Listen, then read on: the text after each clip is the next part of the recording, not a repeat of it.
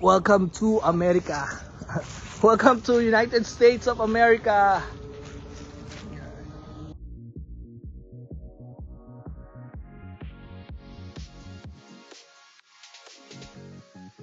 Cookies sweet like lollipops. Fresh in the morning, welcome to my candy shop. Murukurate flavors on your lips. Sweet combination going on a bubble tea trip.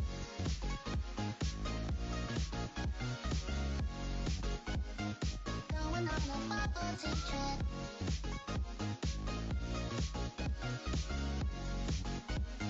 Sugary no pick and mix.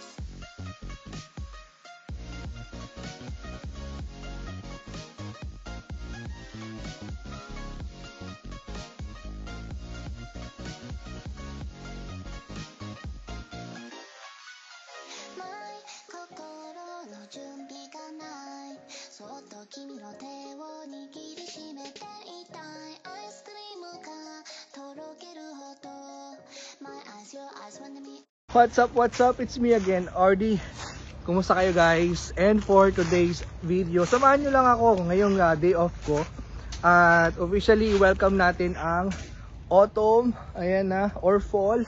Ayan, taglagas na dito guys, ayan no. Ayan. So, mag-vlog lang tayo ngayon, magkukwentuhan, magkukumustahan. So, hindi pa naman, right now, hindi masyadong malamig. Pero nag-jacket na rin ako. Pero, I'm wearing shorts, kaya. Ayun, may aso dun oh. So, ngayon, decide talaga ako na lumabas. Na mag-Walmart sana ako, mag-grocery. Kaya lang, alam nyo ba magkano ang Uber? Nasa $24. Papunta pa lang yun.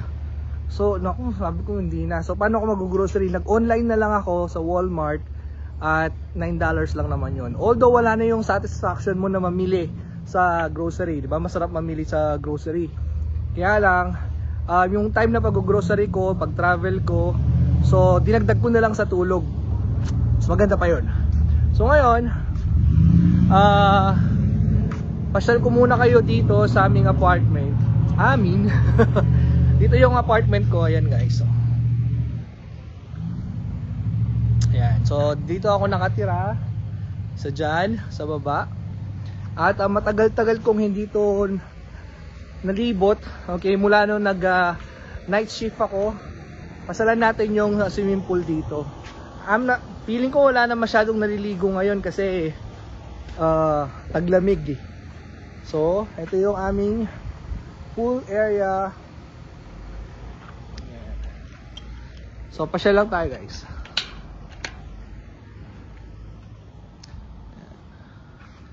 May mga activities din dito minsan. Malinis kasi wala na siguro masyadong tao.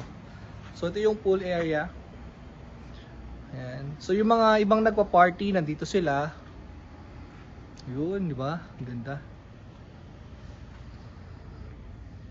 Tapos ito yung gym. So pasilip ko muna yung gym natin para mamaya.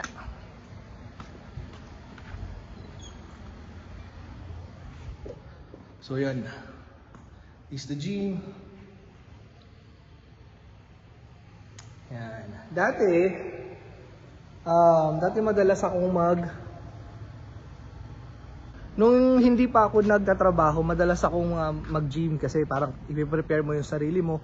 Pero nung nag-start na akong official na mag-work, hindi na kaya. Kailangan ko nang mas matulog kasi yung exercise ko naman nandun na sa trabaho. So, anyways, so mamaya pag-usapan natin yung trabaho sa mga future RNs na papunta dito. Ayan. Makinig kayo. Pero ito yung muna yung aming pool area. So dati naliligo din ako dito nung summer. Yan. Pero ngayon medyo lumalamig na, so I guess wala na masyadong tatambay dito. Ayan. Tingnan niyo yung mga kulay guys. Ayan, nagpapalit na ng color yung mga dahon ng mga trees. Pero yung mga pine trees mag-stay ng green, pero yung mga iba maging red, yellow at maglalagas na. Ayan. So, ayan.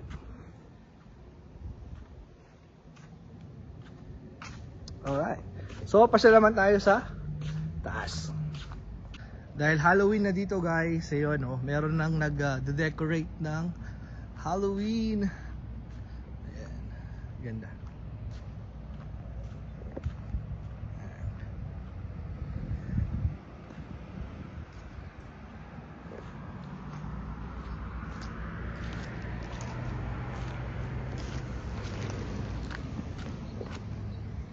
So lalabas tayo, pupunta tayo dun, ayan, pataas yan. Tingnan nyo naman yung mga halaman. Maganda. Pero mas maganda dun sa taas. So para sa mga bago dito sa channel ko, my name is RD and welcome to my YouTube channel, My Heart is a Tomato. Yes, at nandito po ako ngayon sa Georgia, USA as a Pinoy nurse. Bagong bagong salta. So hindi naman sobrang bago, actually 4 months na ako dito.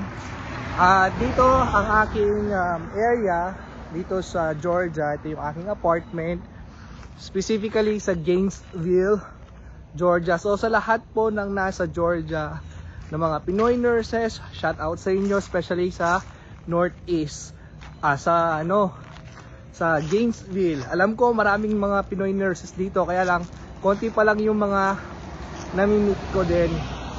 Hihingal na ako. Pataas kasi. Ayan o. So ayan. So ngayon, as I've said, it's my day off. Dapat lalabas ako, kaya lang pakamahal ng Uber. Ang tagal lang yung public transport, matagal. So nag-decide na lang ako na matulog at mas magbabad sa bed. Kasi medyo malamig at masarap mahiga. So anyway, pagdating ng grocery ko mamaya, magluluto na lang din ako. Ipapasyal ko kayo dito. Gusto kong ma-appreciate na din naman yung autumn dito sa Georgia. Tingnan nyo yung kulay guys. Oh. Ang ganda. So everyday, hindi naman everyday. So bawat duty ko, yan, nilalakad ko to. At na-appreciate ko yung changing colors ng mga puno. Ang ganda. So ayan. Medyo maingay pa kasi may mga nagtatrabaho pa yata. Look at this guys. Ayan.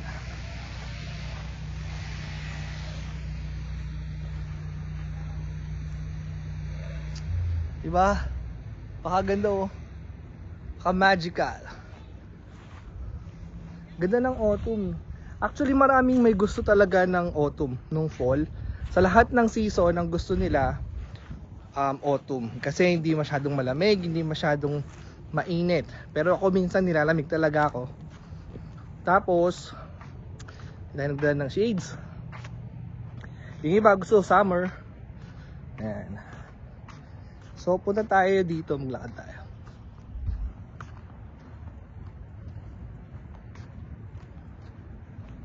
Kumusta kayo dyan? Ayan. Sa mga nanonood pala ng aking mga vlogs, maraming salamat. Sa mga nagsusupport, maraming salamat din. Sa mga hindi pa po nakasubscribe, please subscribe, like, comment. Kahit anong gusto nyo sabihin, hit the like button as well. Ayan, para dumami tayo dito. Ayan. See guys. Ito ang ganda oh. Ayan. So dito nasaksihan ko sila na pakonti-konti nagpapalit. Ngayon full bloom na oh. Diba? Ang ganda.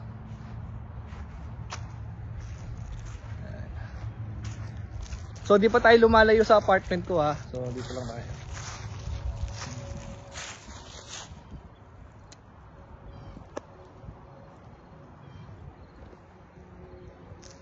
Ayun oh, maganda guys.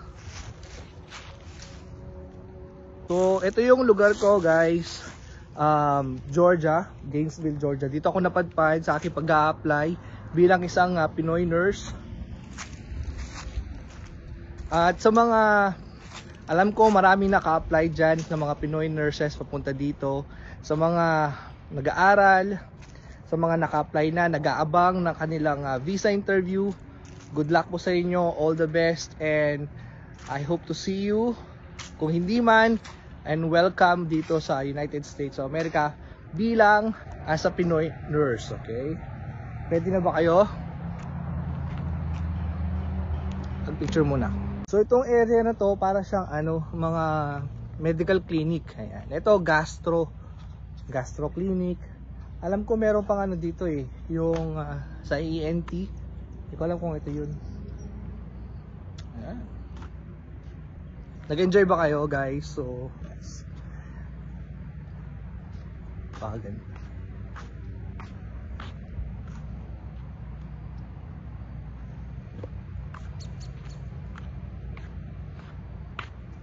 Di na ako nakakakita ng mga squirrel.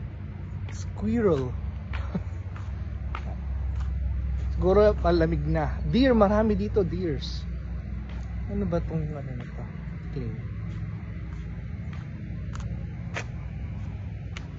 You know, pwede ka dito mag-practice ng driving. Ay, kaso putol na yung Sana di tayo matrespassing, no? Kasi hindi naman siguro. Video lang naman tayo.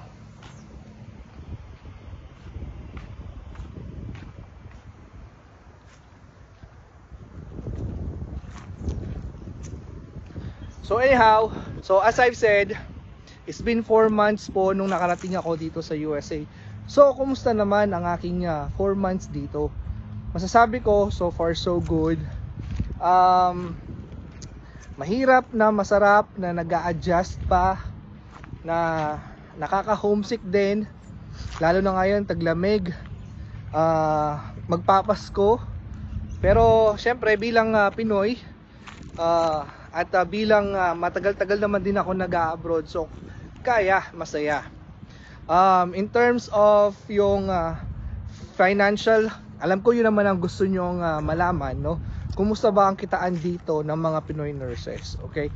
As for me, so hindi ko na sasabihin yung mga iba, kasi yung mga iba for sure mas malalaki yun, kasi mas matagal na sila dito, mas magaganda yung mga experience nila. So yung sa akin na lang din ang aking i-discuss, kasi yun lang naman din ang alam ko. So sa akin, ako as much as possible, nililimit ko yung sarili ko to have more expenses. You know what I mean? Yung as much as possible, live within your means. Okay? Ganoon naman ako noon pa. So kasi mahirap yung mahirap yung masyadong iniisip mo yung babayaran mo.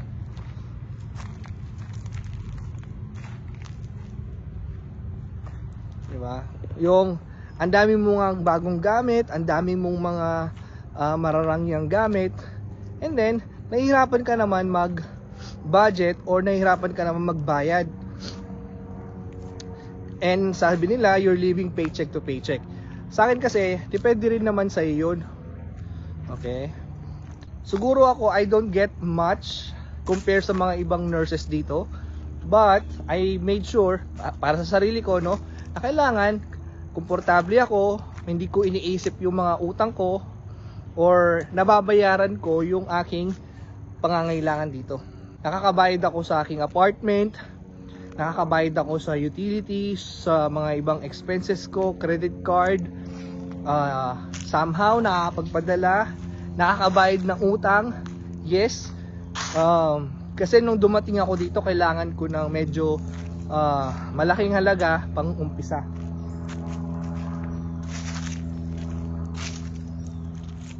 Ayan dito. Ayan. So ganoon. Tapos compare naman sa aking trabaho dati, mas nakaka-save naman ako dito. Okay? Malaki yung gastos, yes. Malaki yung tax, yes.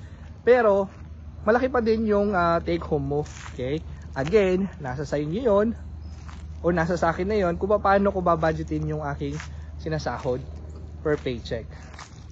Sometimes may mga panahon na talagang marami akong babayaran, so isang buong paycheck ko is for expenses only, and then maghihintay ako ng the next paycheck para doon ako kukuha ng aking savings. Ganda dito. O, pipicture lang ako. Financially, kahit nasaan ka man, if you know how to handle your finances, if you know how to handle your credit card, if you know how to you know, sometimes sacrifice na huwag munang gumastos, makakaraos kayo dito. Pero syempre yung mga major na pangangailangan nyo, huwag nyo namang pabayaan. At huwag nyo rin minsan tipirin yung sarili nyo, lalo na pagod po ang trabaho dito. Yes, no? Ganda, no?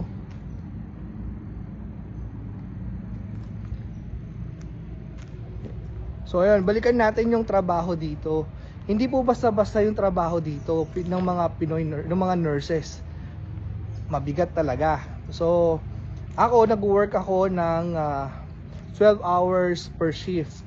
So minsan nag-extend yun, or minsan mas maaga akong papasok, at minsan or madalas late na rin ako nakakauwi.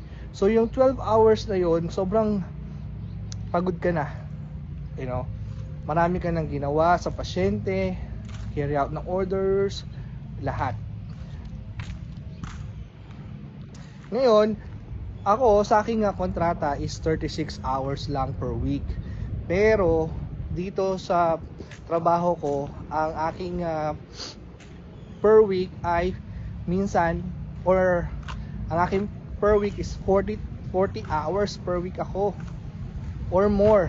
So minsan sa isang paycheck, nakaka 80 plus hours ako. So yung last na cut off, 89 hours. So imagine, so hindi na ako nagpi-pick up ng mga extra shift. Kasi doon pa lang okay na ako, bawi na ako. You know what I mean? Yung mga iba kasi 36 hours, so may energy pa silang mag-pick up ng extra shift. So yun. At puspusan talaga sila, yung iba. Puspusan sila talaga sa trabaho, pick up na pick up. At madali silang yayaman. Yes, madali silang yayaman, pero I'm not sure kung nakapagpahinga pa sila. So ako, dahil matagal pa naman talaga tayo dito bilang isang immigrant, so for now, ano lang ako, parang easy muna. So bilang nag-a-adjust pa ako sa mga dito sa lugar, sa tao, sa so easy lang ba. Ngayon, pag darating na yung araw na kailangan ko na ng may mga expenses na ako kailangan talagang i-support, so magpi-pick up na ako ng extra shift. Kasi ngayon hindi talaga kaya, lalo na night shift ako, hindi kaya talaga ng na pang isa pa. Pagod na ako. So ayoko naman i-sacrifice yung di ba, yung quality ng service. Ayoko namang i-take, ayoko nang risky na trabaho. Ayoko naman i-sacrifice yung service ko. Ayoko naman na risky, kasi kapag pagod ka tapos nag-duty ka, no, hindi tayo doon. Although mas malaking bayad sana, kaya lang relax lang muna tayo. Tsaka feeling ko, bilang panggabi kasi ako, parang ako yung least na tinatawagan nila para mag-duty, kasi alam nila galing pa akong gabi. So minsan hindi ka rin naman agad nakakatulog, so hindi ka pwedeng mag-duty agad-agad kasi kulang ng tulog mo. You know what I mean? Huwag masyadong garapal. Pero masarap din sana yung maraming pera, no? Ito, pababa naman to.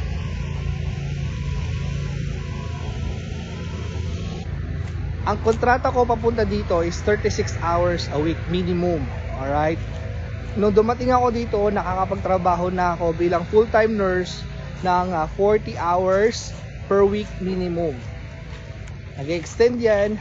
So minsan sa isang paycheck, nakaka more than 80 hours ako. So yan, sapat na yon for my expenses. Okay? Ngayon, hindi lang ako masyado nakakasave kasi nagbabayad pa ako ng mga utang. Okay? Next is na priority ko is yung kotse. Yes, priority ko magkakotse kasi kailangan ko sa pagtatrabaho. Kaya lang, sa sobrang priority siya, hindi ko pa siya kaya kahit sobrang priority siya. Although nakapag-exam na ako ng driving test, yung practical na lang, yung hindi ko nagagawa. So soon, okay? At pinag-iipunan ko pa yon na yung aking kotse. Priority siya, pero pinaghahandaan ko. Ganun. So dito na tayo sa kalsada. Yun ang aming kalsada. Balik na tayo doon. Sarap sana magkakotse, no? Kasi imagine yung papuntang Walmart lang, $24, $25. Diba?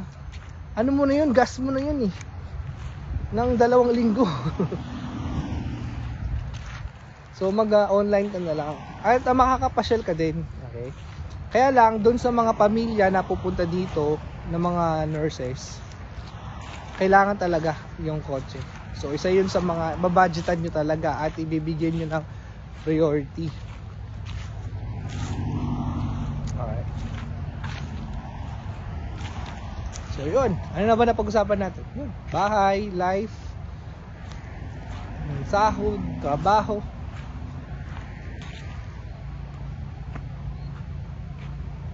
Ganda dito yun.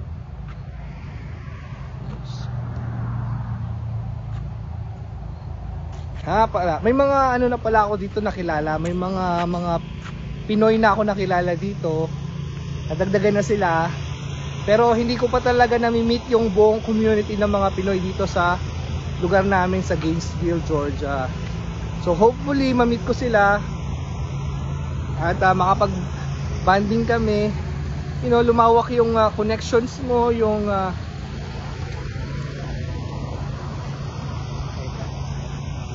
yun, dumami yung mga kaibigan. Ganda dito, tingnan nyo. Diba? Picture.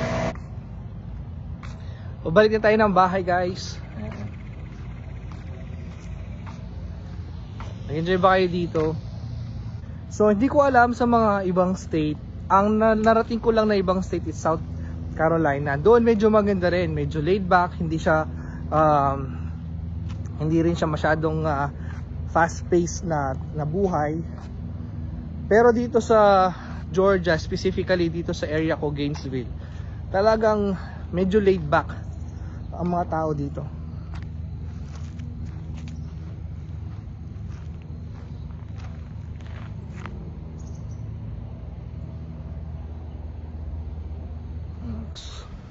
Tingnan natin kung meron ako.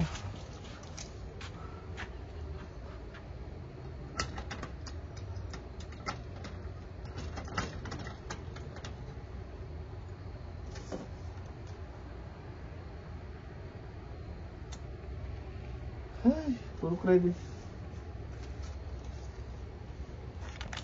So yeah, welcome back sa aming ano bang tawag dito? Pool area. Ito yung gym. Dito kasama na yan sa binabayaran ko yung amenities. Okay. Unlike sa mga ibang apartment, walang mga ganito. So if you want to go to the gym, kailangan pa mag-enroll sa mga mga ganon. Saka sa mga pool access, at least dito, nandito na sa area. Kasama na sa binabayaran. So anytime na pwede kang minsan sila dito, mag-celebrate sila. Oh, nandito na. So, di ba? Medyo mas tipid, maganda. Tapos well-maintained pa yung pool, lalo na yung gym. Pero wala akong masyadong nakikita ng gym dito kasi parang busy din naman din sila. Tapos nung last week, may na-meet ako mga Pilipino pala dito, nandito sila sa taas. So, tagal ko na dito. Hindi naman tagal. Pero mas matagal sila, mga 3 years na sila dito. Pero last week ko lang sila nakita, imagine. So hopefully makakita tayo ng mas marami pang Pinoy nurses dito.